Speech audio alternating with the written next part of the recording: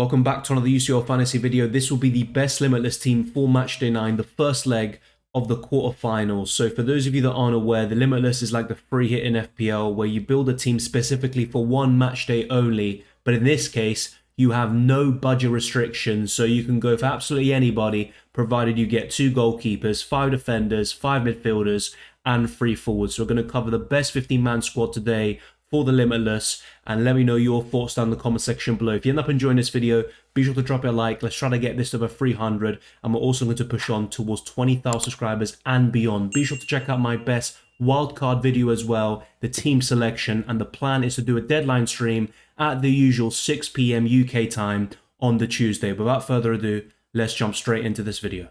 We have 2 different days within this match day, so don't go for 2 goalkeepers playing on the exact same day, otherwise you won't be able to make substitutions during the window and you will deprive yourself of an opportunity to maybe take out a low-scoring goalkeeper who doesn't keep a clean sheet. And I've gone for Vlachodimos and Courtois. I think they have the best chance of keeping a clean sheet in matchday 9. Both of them are at home, and I would back Benfica and Real Madrid to progress anyway, but with them being at home, that only boosts their chances even further. When you look at the other games, AC Milan versus Napoli, that's quite a tough game to call. So just a few days ago, AC Milan actually beat Napoli 4-0 away from home, but Napoli also beat them earlier in the season in the league 2-1. And you also look at the European pedigree AC Milan have, and whilst Napoli are one of the best teams in the world at the moment, that is a tough game to call, at least in the first leg at the San Siro. You look at Man City versus Bayern Munich, I would expect that to be quite a high-scoring affair. And even if Man City or Bayern end up losing the game, it could still be quite a tough one and they could still concede a goal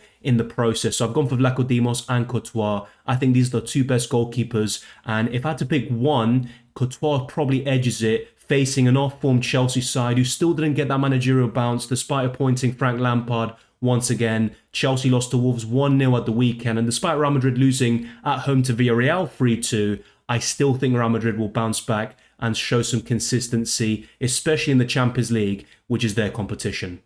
I have spread things around a little bit in the defence and covered multiple teams this way. So Grimaldo has been ever present in a lot of these best Limitless and wildcard team videos recently. That hasn't changed, and in this case you would have a double up with Vlachodimos and Grimaldo, and if you really back that Benfica clean sheet, you could go for a triple up. Now, Benfica actually lost their first game in quite a while at home to Porto, and that was a very important game. Benfica still have a commanding lead in the Portuguese league, but still a very significant defeat to Porto at home. I still think they'll bounce back and potentially keep a clean sheet against an off-form Inter Milan side who aren't winning enough games, and they're dropping points even to the lower teams in Serie A. So if you wish, you could maybe go for someone like Jonathan Tah. You could go for Antonio Silva instead of Theo Hernandez. The reason why I haven't mentioned Otamendi is because he's suspended and he's someone I'm looking to sell. So check out my team selection video to see who I sell him for. But I've gone for Theo Hernandez in this case. He's at home to Napoli.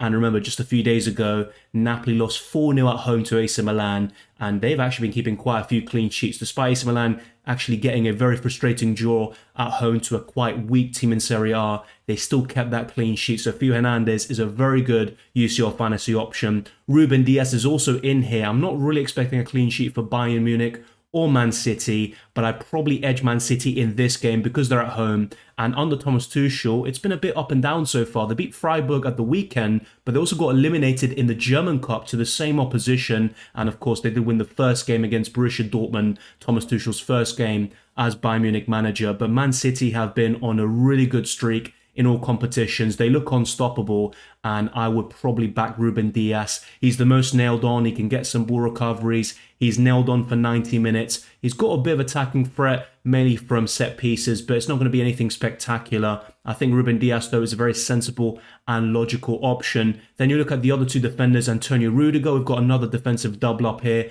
I wouldn't go for any Chelsea defender, especially with Frank Lampard being their manager, a shift to a back 4. I just don't trust Chelsea whatsoever. Even the likes of Reece James, Ben Chilwell or Kepa Arrizabalaga, who are the best options, with Thiago Silva still being out, I wouldn't go anywhere near them. And I fully expect Real Madrid to probably score 2, 3 or even more goals in the home leg. And across both, I just don't see Chelsea keeping a clean sheet. And the final defender is Di Lorenzo. Despite being away to AC Milan, I still would back him. He's been the best UCL fantasy defender so far this season.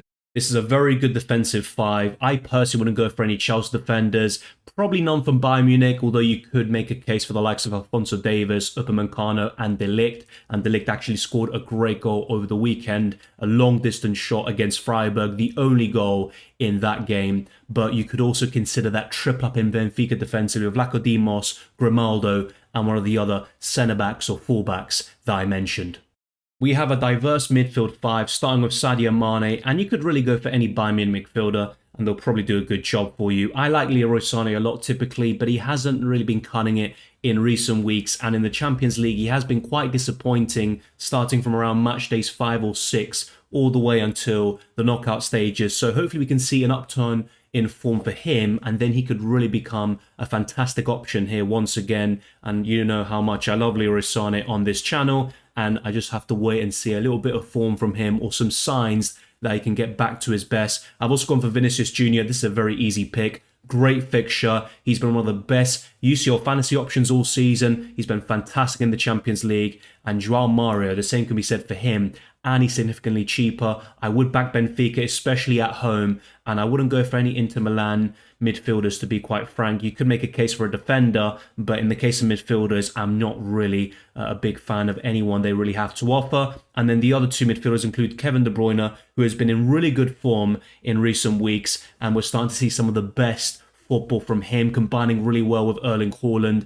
And against Bayern Munich at home, I mean, why can't he haul? And I know you've got Riyad Mahrez, you've got a few other midfielders like Grealish, but I just go for De Bruyne. He's a bit more nailed on, and he's also a more consistent player generally, despite the fact that Grealish has been Man City's best midfielder, you could argue, since the World Cup. And the final midfielder is Kvaratskhelia, and Napoli have actually been missing Osimhen quite a lot recently. He's been injured due to a muscle problem.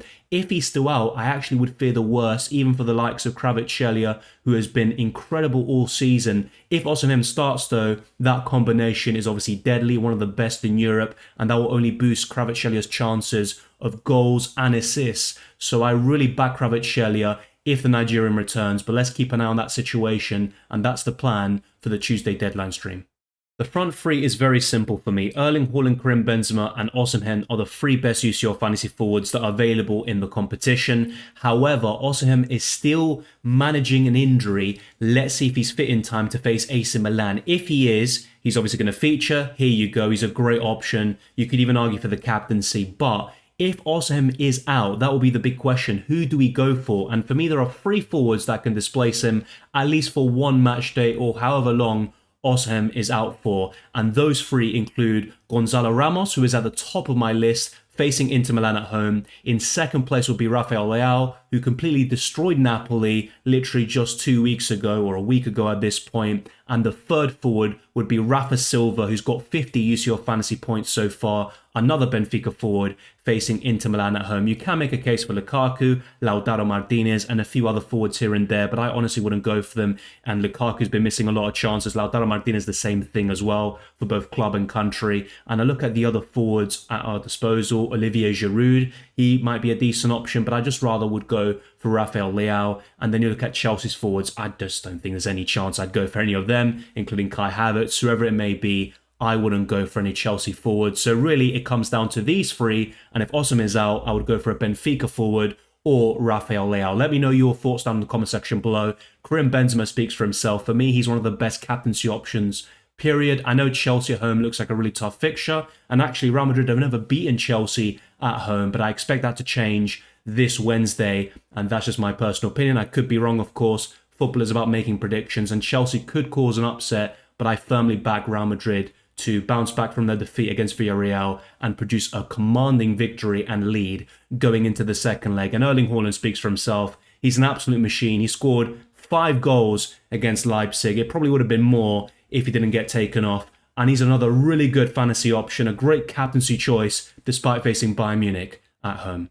So the only thing that needs to be discussed now is the captaincy. In terms of who to start and who to bench, remember, put those that start on the Tuesday in your starting 11, those on the Wednesday on your bench. It's very simple. And then during the substitution window, you can make some changes. And the same goes for the captaincy. You put someone as your captain on the Tuesday, and then if they don't do that well, or you want more points and you want to take a gamble, then you can switch to captaincy during the substitution window and put someone who is yet to play on the Wednesday. So the plan here would be to captain either Erling Haaland or João Mario on the Tuesday, and then on the Wednesday, I would go for Real Madrid attacker in Karim Benzema or Vinicius Jr. My current preference is to go for the two forwards, Erling Haaland and Benzema, but I'm also firmly considering the likes of João Mario and Vinicius Jr. It has to be said. So that is where the captaincy is at. I also discussed this in the best wildcard team video and the team selection. So let me know your thoughts down in the comment section below. And what would you change in all of these positions? Is there a player that we haven't discussed today that deserves a mention or that you're going to go for? Let me know. I'd be very intrigued to see. And thank you very much for watching. If you enjoyed this video or found it useful, then be sure to smash the like button and subscribe for new. Let's try to get this video to over 300 likes. Let's keep on pushing towards 20,000 subscribers and beyond. You can follow me on Twitter and Instagram, DylanRCM, and check the links in the description below for the Patreon, channel memberships, Discord server, and the UCL Fantasy League. All of that is there. And also check the links for Sorare and ExpressVPN. I'd highly recommend you checking those links as well. I wish you all the best luck for Matchday 9 and the rest of the Champions League campaign. And I'll see you next time.